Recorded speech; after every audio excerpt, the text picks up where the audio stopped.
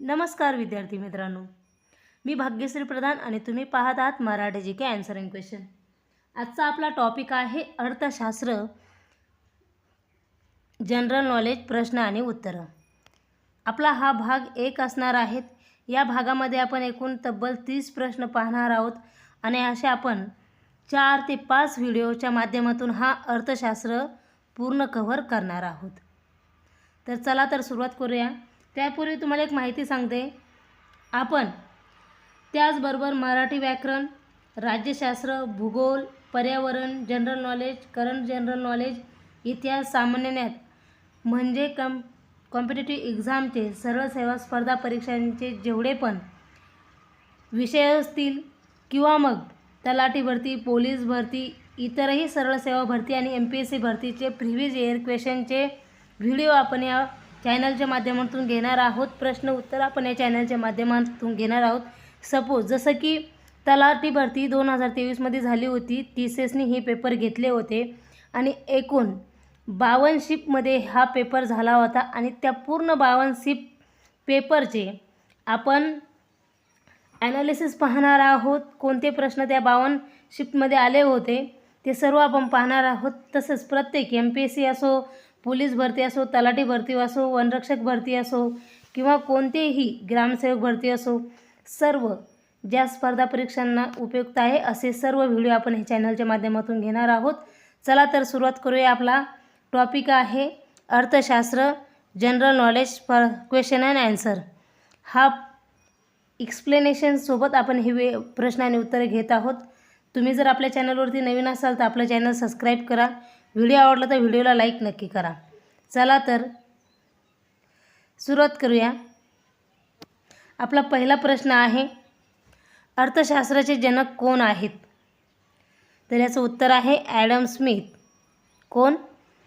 Option क्रमांक ए, हे Adam Smith हे अर्थशास्त्राचे जनक आहेत। यांना अर्थशास्त्राचे जनक का म्हणतात? कारण ॲडम स्मिथ यांनी वेल्थ ऑफ नेशन्स पुस्तक लिहिले म्हणून त्यांना अर्थशास्त्राचे जनक असे म्हणतात। काय म्हणतात? ॲडम स्मिथ यांनी वेल्थ ऑफ नेशन्स हे पुस्तक लिहिलं त्यामुळे त्यांना अर्थशास्त्राचे जनक असे म्हटले जाते। पुढचा प्रश्न आहे आपला, वेल्थ ऑफ नेशन्स हे पुस्तक कोणी लिहिले? तर याचं उत्तर आहे ॲडम स्मिथ यांनी वेल्थ ऑफ नेशन्स हे पुस्तक लिहिले आहेत। कारण हे पुस्तक 1976 मध्ये प्रकाशित झाले होते। लक्षात असू द्या, ॲडम स्मिथ यांनी वेल्थ ऑफ नेशन हे पुस्तक लिहिले आणि 1776 मध्ये हे प्रकाशित झाले आहेत। पुढचा प्रश्न आहे, सूक्ष्म अर्थशास्त्र म्हणजे मायक्रो इकॉनॉमिक्स कशाचा अभ्यास करते? तर याचं उत्तर आहे व्यक्ती व लहान घटक यांचा सूक्ष्म अर्थशास्त्र अभ्यास करत असते। कारण मायक्रोमध्ये इंडिव्हिज्युअल युनिट्स, कंझ्युमर फर्मचा अभ्यास होतो। पुढचा प्रश्न आहे, स्थूल अर्थशास्त्र म्हणजे मायक्रो इकॉनॉमिक्स कशाशी संबंधित आहे? तर याचं उत्तर आहे संपूर्ण अर्थव्यवस्थेशी स्थूल अर्थशास्त्र संबंधित आहेत। कारण GDP, महागाई, बेरोजगारी यांचा अभ्यास मायक्रोमध्ये होत असतो। म्हणून स्थूल अर्थशास्त्रामध्ये संपूर्ण अर्थव्यवस्थेशी स्थूल अर्थशास्त्र हे संपूर्ण अर्थव्यवस्थेशी संबंधित आहेत। पुढचा प्रश्न आहे, मागणीचा नियम म्हणजे लॉ ऑफ डिमांड काय सांगतो? तर याचं उत्तर आहे किंमत वाढली तर मागणी कमी होते। लक्षात असू द्या, हे प्रश्न आपण ज्या वेळेस 12वी पर्यंत अभ्यास करतो त्यामध्ये हे असायलाच पाहिजेत आणि हे 12वी पर्यंत तुम्ही जर योग्य त्या पद्धतीने जर अभ्यास केला असेल, मन लावून अभ्यास केला असेल तर ह्या प्रश्नाचं उत्तर तुम्हाला न सांगता, न पाहता आणि कोणताही व्हिडिओ न पाहता, कोणताही अभ्यास न करता हे यायला पाहिजे। कारण किंमत व मागणी यांचा उलटा संबंध असतो म्हणून मागणीचा नियम काय सांगतो? किंमत वाढली तर मागणी कमी होत असते. पुढचा प्रश्न आहे, पुरवठ्याचा नियम काय सांगतो? तर याचं उत्तर आहे, किंमत वाढली तर पुरवठा वाढत असतो. पुरवठ्याचा नियम काय सांगतो? किंमत वाढली तर पुरवठा वाढत असतो, कारण किंमत वाढल्यास उत्पादक जास्त उत्पादन करतात. पुढचा प्रश्न आहे, भारताची केंद्रीय बँक कोणती आहे? तर याचं उत्तर आहे RBI, कारण रिझर्व्ह बँक ऑफ इंडिया ही देशाची केंद्रीय बँक आहे. म्हणून भारताची केंद्रीय बँक कोणती आहेत? RBI, reserve bank of India. पुढचा प्रश्न आहे, GDP म्हणजे काय? तर याचं उत्तर आहे, देशातील एकूण उत्पादन मूल्य म्हणजे GDP होय, कारण एका वर्षात देशात तयार झालेल्या वस्तू सेवांचे मूल्य म्हणजे GDP होय. पुढचा प्रश्न आहे, महागाई इन्फ्लेशन म्हणजे काय? तर याचं उत्तर आहे, किंमत वाढणे, म्हणजे कारण वस्तू व सेवांच्या किमती वाढणे म्हणजे किंमत वाढणे. पुढचा प्रश्न आहे, चलनात मोजण्यासाठी कोणता निर्देशांक वापरला जातो? तर याचं उत्तर आहे CPI, कारण CPI म्हणजे कंझ्युमर प्राईस इंडेक्स वापरतात. पुढचा प्रश्न आहे, भारतात नोटा छापण्याचा अधिकार कोणाला आहे? तर याचं उत्तर आहे RBI म्हणजे रिझर्व्ह बँक ऑफ इंडियाला आहेत, कारण ही बँक नोटा जारी करत असते. पुढचा प्रश्न आहे, सेबीचे मुख्य कार्य काय आहे?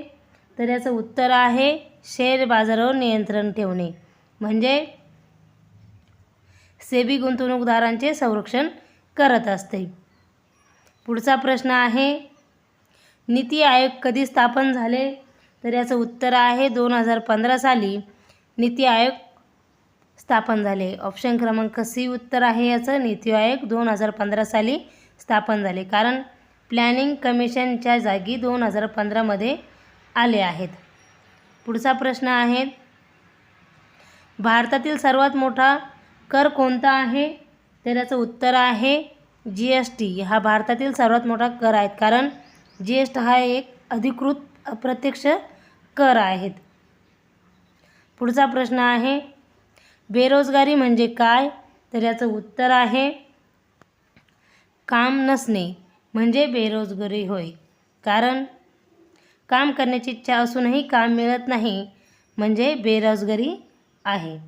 पुढचा प्रश्न आहे, मित्रांनो, तुम्ही जर आपल्या चॅनलवरती नवीन असाल तर प्लीज करून तुम्हाला विनंती आहे, आपलं चॅनल सबस्क्राईब करा. असे चांगल्या पद्धतीचे आणि परीक्षेला विचारले जाणारे प्रश्न हे मी तुमच्या सर्वांसाठी घेऊन येत असते. आपल्या चॅनलला सबस्क्राईब करा आणि तुमच्या मित्रांना जास्तीत जास्त शेअर नक्की करा. पुढचा प्रश्न आहे, बँकेचे मुख्य कार्य काय आहे? तर याचं उत्तर आहे पैसे ठेव व कर्ज देणे हे बँकेचे मुख्य कार्य आहेत, कारण बँका ठेवी स्वीकारतात आणि कर्जही वाटप करत असतात. पुढचा प्रश्न आहे, भारतात GST कधी लागू झाला? तर याचं उत्तर आहे पर्याय क्रमांक C 2000 साली 2017 साली.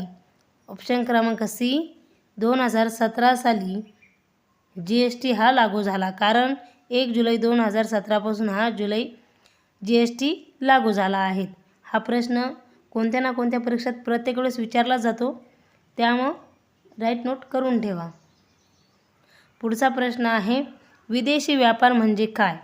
तर याचं उत्तर आहे 2 देशांमधील व्यापार म्हणजे विदेशी व्यापार आहेत, कारण इम्पोर्ट आणि एक्सपोर्ट याला म्हणतात विदेशी व्यापार. पुढचा प्रश्न आहे,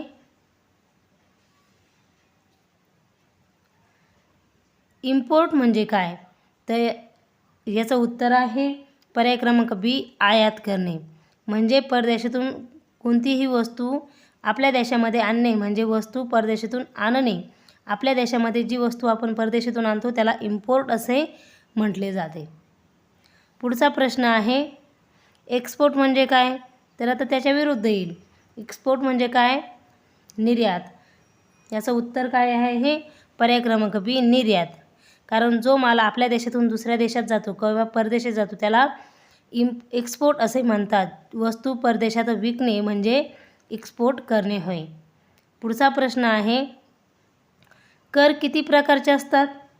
तर याचं उत्तर आहे बी, म्हणजे कर हे 2 प्रकारचे असतात. ते कसे? प्रत्यक्ष कर आणि अप्रत्यक्ष कर. पुढचा प्रश्न आहे, इन्कम टॅक्स हा कोणत्या प्रकारचा आहे? तर याचं उत्तर आहे पर्याय क्रमांक बी, प्रत्यक्ष कर. इन्कम टॅक्स हा प्रत्यक्ष कर आहेत, कारण उत्पन्नावर थेट लावला जातो त्याला प्रत्यक्ष कर असे म्हटले जाते. पुढचा प्रश्न आहे, GST हा कोणत्या प्रकारचा कर आहे? तर याचं उत्तर आहे पर्याय क्रमांक बी, अप्रत्यक्ष कर आहेत, कारण हा वस्तू सेवांवर लावला जातो म्हणून अप्रत्यक्ष कर आहेत. पुढचा प्रश्न आहे, NPA म्हणजे काय? तर याचं उत्तर आहे पर्याय क्रमांक बी, खराब कर्ज. म्हणजे नॉन परफॉर्मिंग ॲसेट म्हणजे न फेडलेले कर्ज म्हणजे खराब कर्ज होय. पुढचा प्रश्न आहे, डिजिटल पेमेंटमध्ये काय येते? तर याचं उत्तर आहे पर्याय क्रमांक ए, UPI येते, कारण UPI, नेट बँकिंग, वॉलेट्स यांचा समावेश असतो. पुढचा प्रश्न आहे, भारतातील सर्वात मोठी बँक कोणती? तर याचं उत्तर आहे पर्याय क्रमांक ए, SBI म्हणजे स्टेट बँक ऑफ इंडिया ही भारतातील सर्वात मोठी बँक आहेत. तर याचं पुढचा प्रश्न आहे, राष्ट्रीय उत्पन्न मोजण्याची पद्धत कोणती आहे?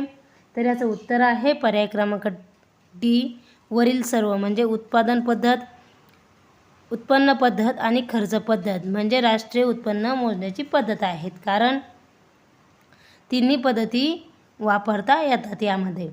पुढचा प्रश्न आहे, अर्थसंकल्प बजेट कोण सादर करत असतो? तर याचं उत्तर आहे पर्याय क्रमांक बी, अर्थमंत्री हे अर्थसंकल्प किंवा बजेट सादर करत असतात, कारण संसदेत अर्थमंत्री बजेट सादर करत असतो. पुढचा प्रश्न आहे, भारताचा पहिला अर्थसंकल्प कोणी सादर केला होता?